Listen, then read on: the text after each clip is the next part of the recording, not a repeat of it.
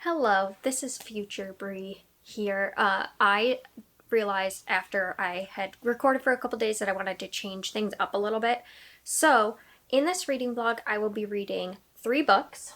I will be reading The Sundown Motel, All Her Little Secrets, and Velvet Was the Night. I decided to extend the reading vlog so that I could kind of try out more styles and just see a little more what my thriller reading taste might be like. So that's why I ended up adding Velvet Was the Night. So I'm just gonna let the normal intro roll, but I wanted to say that I do also end up reading Velvet Was the Night.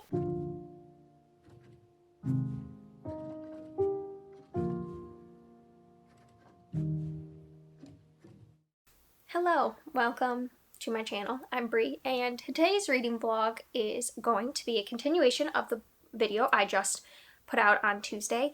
If you're seeing this, that's why I'm in the same spot, because I literally just ended that video and I'm going to start this one. So in that video, I read these 5 books and I determined which thrillers I wanted to start reading from there to help narrow down my TBR and just figure out more my thriller taste, because I'm just not sure about my thriller taste. So from that, I decided these 2 were most intriguing to me, this one being the number 1 book for me. So I'm going to start this reading vlog by reading this, and then I am going to continue the reading vlog by reading All Her Little Secrets. So I have The Sundown Motel by Simone C. James and All Her Little Secrets by Wanda M. Morris. I will let you know my thoughts. This one, very atmospheric, kind of creepy feeling, potentially paranormal woman working at a motel. She goes missing, and then it flashes from her, that's in the 80s, to 2017, where her niece is trying to figure out what happened to her. This one is following a black woman as a lawyer, and her boss is found dead, and she finds him dead, and she flees, and we know she's having an affair with him, and so there's many factors why people think that she probably killed him to move up in her position, but also because they were having an affair, and she's gonna have to figure out what happened to him to clear her name, and it just sounds like a thriller that is up my alley. So excited to get started to these 2, and I hope you enjoy, and let me know what you're reading this week down in the comments. Hello, it is day later, and I am now 100 pages into The Sundown Motel, and I'm really loving it. You're definitely flipping back and forth, every chapter it seems to almost flip back to the other timelines. So we're following Viv and Carly. Carly is the niece of Viv, and she never got to meet her aunt, and her mom has passed away, so she never really got any closure because she never got to learn about her aunt, and then also no one ever knows what happened to her aunt. So she decides to go to Fell and figure out what actually happened to her aunt, and it's very spooky, but it's not jump scary or gory or anything so far, and I'm just really liking it. I think I like both perspectives very much. I'm not preferring one over the other, though there is more action seeming in Carly's than in Viv's, but I like getting Viv's perspective on things that she's experiencing.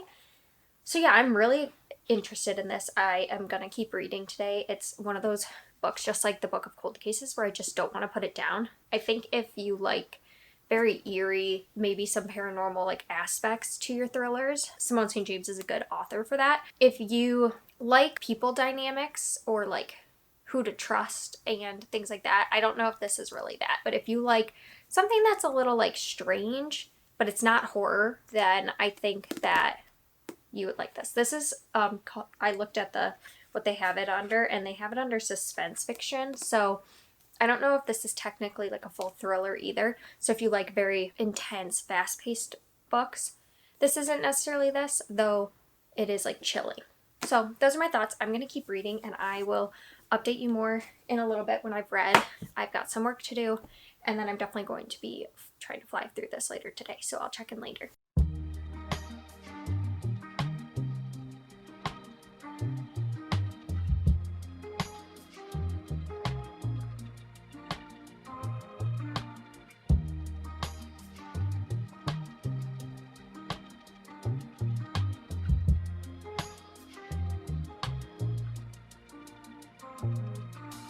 Leaving all my worries, I prepare for something new.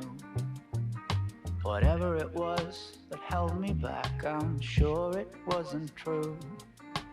Holding on too long and unresolved questions hold you down.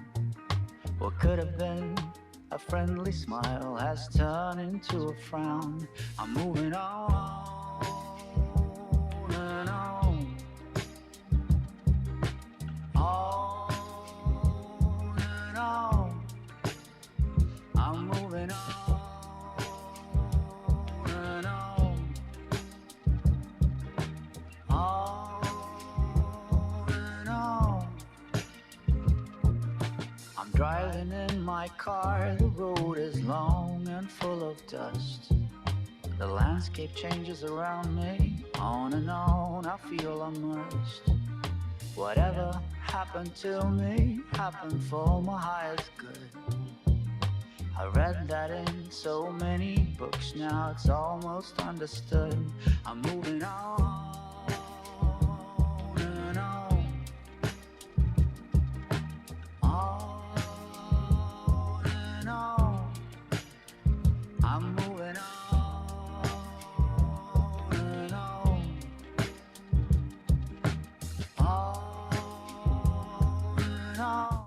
It is a bit later, and I read another 100 pages in the Sundown Motel, and I'm really enjoying it. So the two timelines are like starting to come together now, and you're kind of understand possibly why Vivian went missing. And yeah, it's just getting really intense. I just enjoy the writing style so much, and I am a big fan of dual POVs and dual timelines, so I think this works for me. But I think if you are someone who doesn't enjoy dual timelines specifically, I don't know if you'd like this as much, because I know some people's complaints with dual timelines is that they get bored with one, and the timelines are similar in like what they're looking for, but I don't feel like either one is boring to me. Like, I feel like each one I've been interested in. Simone St. James just does a really good job of like revealing things at really good times, and it feels natural, and it also keeps me hooked, I think. But I really like it. I think if you like something eerie and dark that is not as gruesome as like Hair and Slaughter, but isn't as light as like a cozy mystery, I think that Simone St. James could be a good like option for you. It's definitely like eerie suspenseful, but I don't think it's as like full action thriller or anything like that. I enjoy Vivian as a character. I think she's like a very interesting, like strong woman. And then Carly I like as well. I feel like I can relate to Carly a lot. So she's supposed to be 20 in 2017, and I would have been around her age at that time. I just feel like I can relate to like her, and there's a girl, Heather, that she's like living with during this time, and they're both the same age, and I just feel like they're very like realistic characters to me. Yeah, I'm enjoying it. I so far would recommend it. I'm really interested to see what the last 120-ish pages have in store. I don't know how much more I'll read. I have a bit of a headache right now, so I don't know if I'll finish this tonight or if I'll finish it tomorrow, but I definitely will be checking back in with you. But right now I'm really having a great time with it, so that's exciting.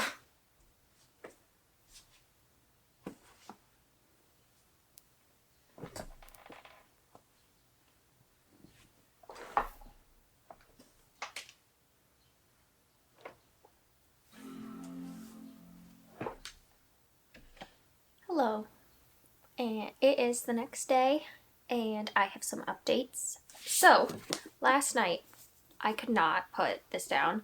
I ended up finishing the whole book last night. I didn't go to sleep till like midnight because I was reading, and I think I'm gonna give this 5 stars.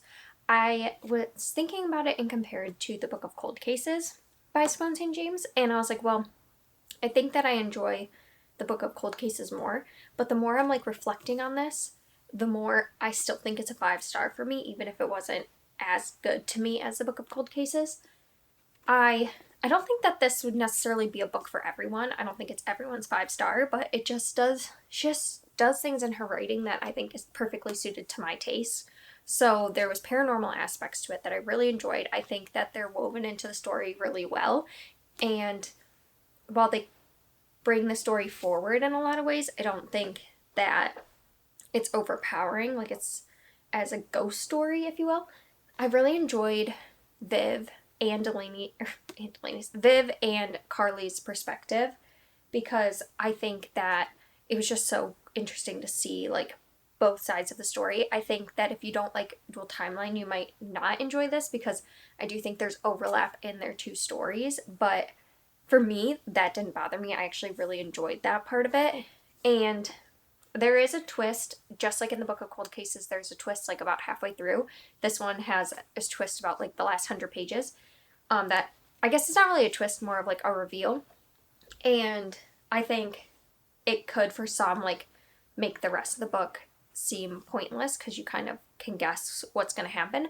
But I still enjoyed the rest of the book. I still raced to finish it, and when I was done, I thought it was really good. And the thing I like about her books too is once she gets to the ending, she doesn't like drag on for another full like 10-20 pages. I really don't enjoy when books finish with the figuring out the like what happened and then like drag on for a long time. She really wraps it up in like the next like 5 pages, which is really nice to me. I think the atmosphere was perfect. The way she writes just really works for me. It is detailed, like, so in this there is violence against women, so like trigger warning for that. I think the reason that I can read this verse, when I said in like things like Pretty Girls and all that, that I said I don't like reading about violence against women, it's because this is not graphic. It will tell you that that it happened, but you're getting it from like a perspective of like someone who is researching these murders versus being with the killer as it's happening, or being the person that it's happening to. It's not super detailed, like you just know about it. So I think more moderate level, if you're like looking at, like I'm thinking about Storygraph and how they have you do your trigger warnings, which is like explicit, moderate, and then like light basically. I think I can handle like moderate. I don't do well with super explicit like graphic content. So those are my thoughts. I'm really happy I read this. Another favorite. I think Simone St. James is going to be a favorite author for me. I still have to try The Broken Girls, but I think it's safe to say that I will be picking up any book she comes out with in the future. And then I'm only, 37 pages in. I just started reading this morning, but I have some blogging stuff on the brain, so I just haven't been like as into reading. Not for lack of the story, but I'm enjoying it so far. I think it's interesting to get her perspective as like the only Black woman lawyer there.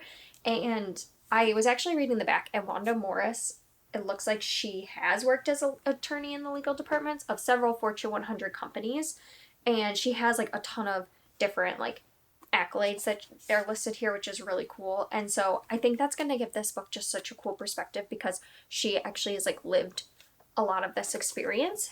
And they're already talking about like there's been protests outside her work because of like Black and Latinx people feeling like they've applied and they've been super qualified, and then they think that they were denied based on their skin color. And she like is inclined to agree, because she is the only Black woman in the place, and just from interactions with the different like CEO and stuff like that, you can already tell like there is that dynamic there. I think she's having to like deal with a lot of different dynamics, because like her boss is dead and she like ran out of the room, and so she's trying to like not let people know that she found him, because she just doesn't want to get questioned of like why she didn't like call the police or anything. And then she's dealing with being the only Black person and Black woman in this law firm, and then she's been offered a position as like to take over her boss's job, but it's very evident that the reason they're doing this is like because they want to save face with this like dispute of them, like the racial hiring issues. So it's like very obvious that they don't actually like care for her, and that it's not based on her merits, which she has a ton that she should be rewarded for, but it's more because they want to look like they aren't racist, which is like really shitty. So all that to say, I am super intrigued by this book, and I think that I could be a fan of like more legally thrillers, because I do like a good detective story, and things like that. And I just feel like this could be one that I could get into. So, and she's already hinted at some stuff in her past, which I'm really interested to find out more about. So yeah, this one is definitely capturing my attention. So I will try to read more today. I don't know how much I'll finish today. And yeah, I will check back in later. Hello. Yeah, I can hear you. Seagulls fly around the beach house that I rented for a while. You can try to find my number or my FBI file. Sweet is my location, sweet as well my destination. If you're looking to begin, then look no further than within. I'm satisfied with what I've got and still eager for more. The change that you've been looking for will come knock on your door. On and on. On and on. On and on. On and on. I'm moving on and on. On and on. I'm moving on and on. I'm moving on. I'm moving on.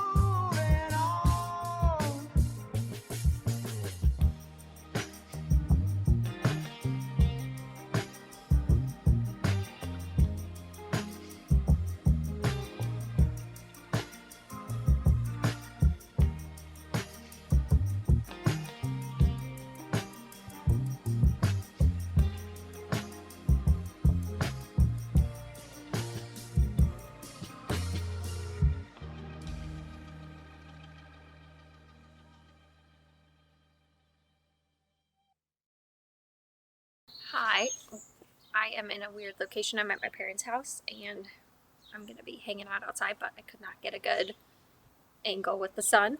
But I wanted to update and say that I'm 100 pages in to All Her Little Secrets, and I'm intrigued. First off, there is obviously nothing good going on in the executive suite up in this business.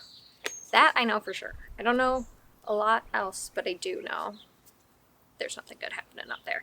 I'm really liking the main character, Elise. You get some flashbacks to like her backstory and what happened before, and I feel like those two things are going to come together, which I'm really interested to see like how that will come together. I really enjoy reading from her perspective, and there's a lot that she has to deal with daily that is just like part of her normal existence, and I think that it's told in a way that like you really connect with her and can feel for her and stuff like that. So yeah, I'm really liking it.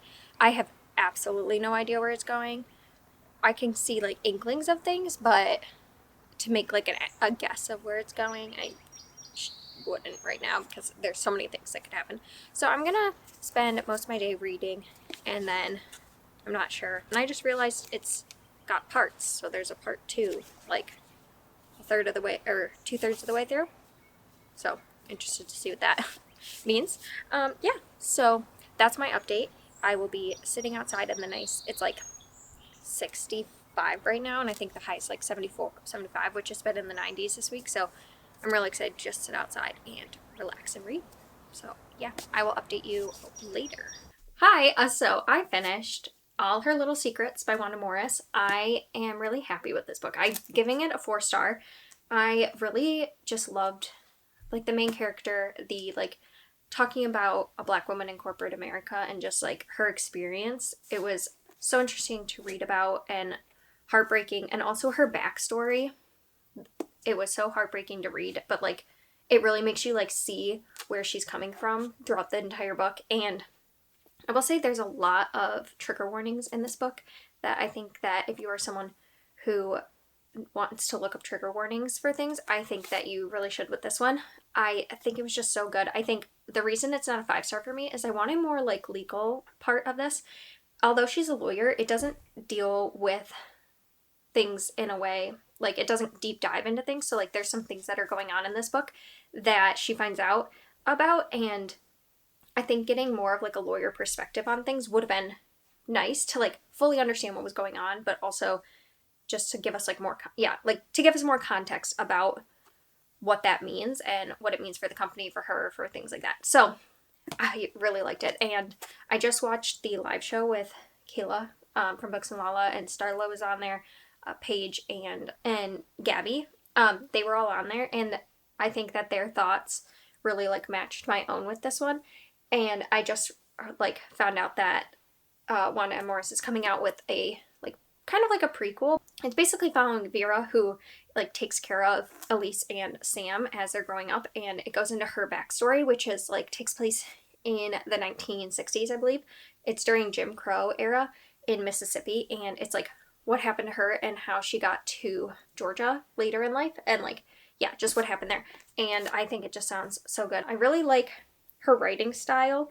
I think that it is good at sucking you in. I also think that the beginning was a little slow for me, but it got really good, and I would highly recommend this. I think if you like Ace of Spades, you like this YA, I think that this one would be a really good like comparison as like an adult novel, because I think that there's a lot that these two do similarly and deal with similarly. And it was really good. I would recommend it. I'm so happy I ended up picking this up and reading it with the Sundown Motel, because I think so far these two have been wins for me. So I'm really happy with that.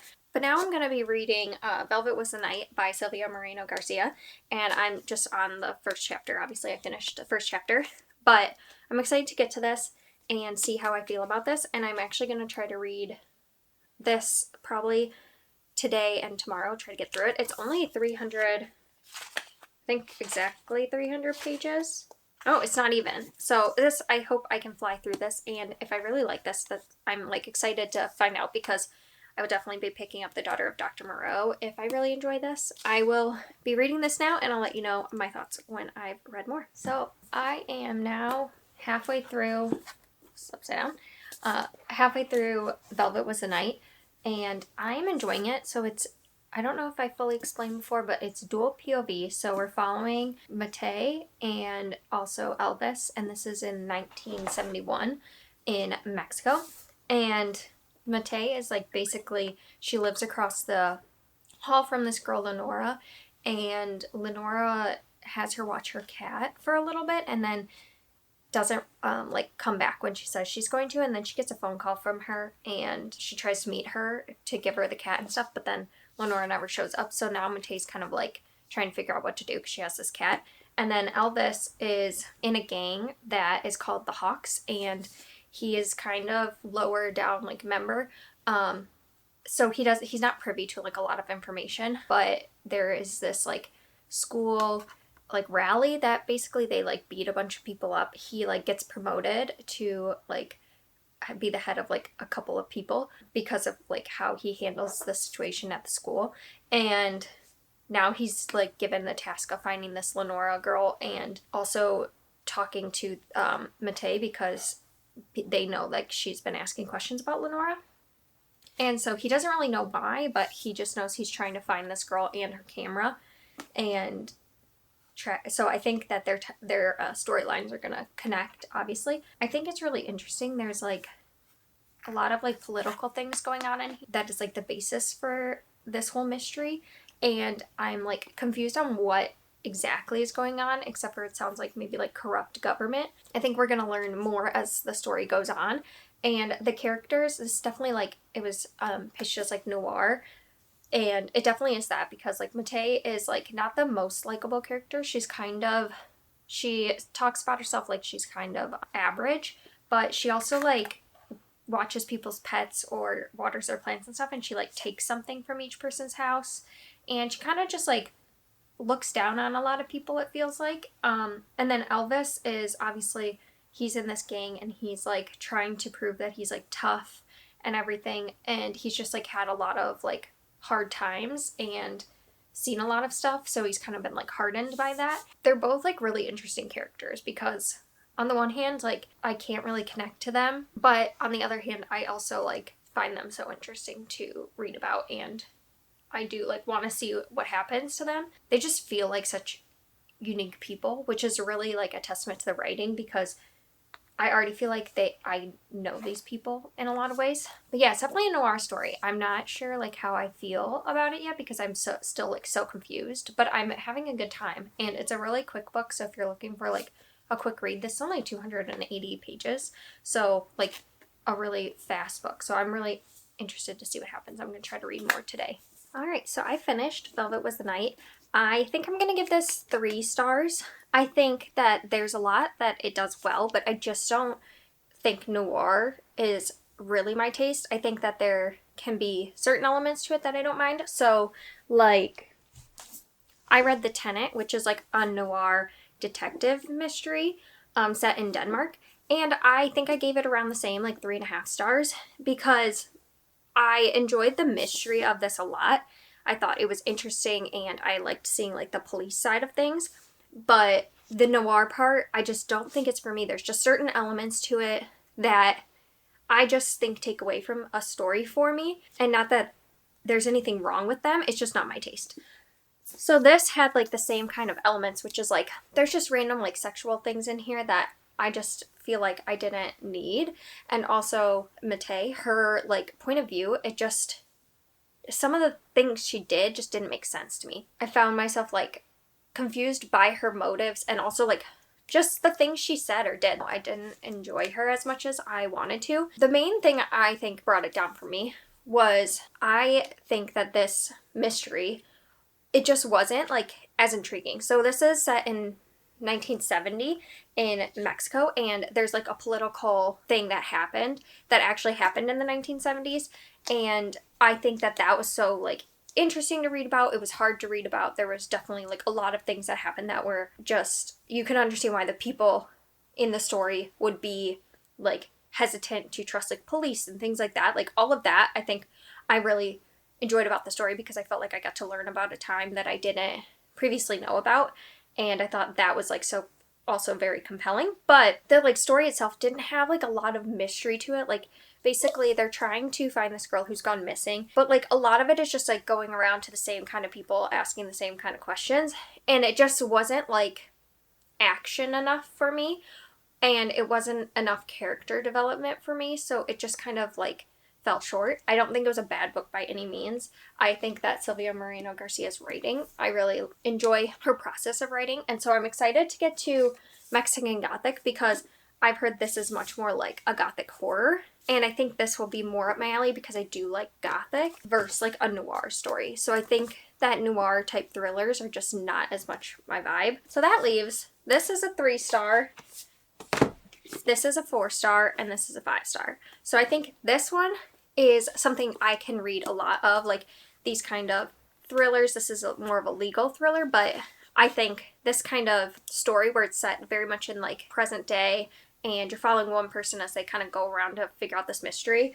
I think is a style I really like. I've read like All the Missing Girls, which is a completely different story, but follows that same, like you're following one perspective as they figure out like what's actually going on. Yeah, I really liked Firekeeper's Daughter. All that where there's someone as the main anchor to the story and they're just trying to figure out what's going on and they have to put things together even if they're just like an amateur who's just been found in the situation. I do enjoy those. So I think I would pick up more books like this, and I've heard there's a new book coming out that's like a prequel to this, and I really will want to read that. And then this one I think is just like my perfect kind of style. I think I like something with like a little bit of a paranormal aspect to it or slight like fantasy, because Firekeeper's Daughter is an example where it has like some magical realism elements to it, and I loved that one. I really obviously enjoyed the Book of Cold Cases and this one, which both have those elements to it. I'm trying to think of other ones that I've read. The 7.5 Deaths of Evelyn Hardcastle I really liked because I liked that like time travel kind of like jumping from different body aspect to it. So I think those are like I enjoy those because they add a little something different to the story, a little unexpected like element to it. And so yeah, I love her writing in this. It's really how I like to read books. It just fits perfectly, I think, with my style. So going forward, I'm going to try to figure out more books like Simone St. James. And then I also think I'm going to look for books a little more like this, but try to be a little more selective because I think I might get bored of these kind of books. And I think it would have to do it like really well. Like this one does it really well. So I would kind of have more high expectations for those type of books. And then this kind of book, I think I would not pick up unless something very, like, very intriguing about the plot, because I just don't think noir is like really for me. So yeah, I'm happy I did this little experiment, and it was just like really good to try to figure out my reading taste, because my taste varies a lot from genre to genre, and I am not the best at like recognizing what is my own like reading taste versus what is just like picking up because it's popular. So I'm trying to get better at that. So yeah, I hope you enjoyed, and I will see you next time.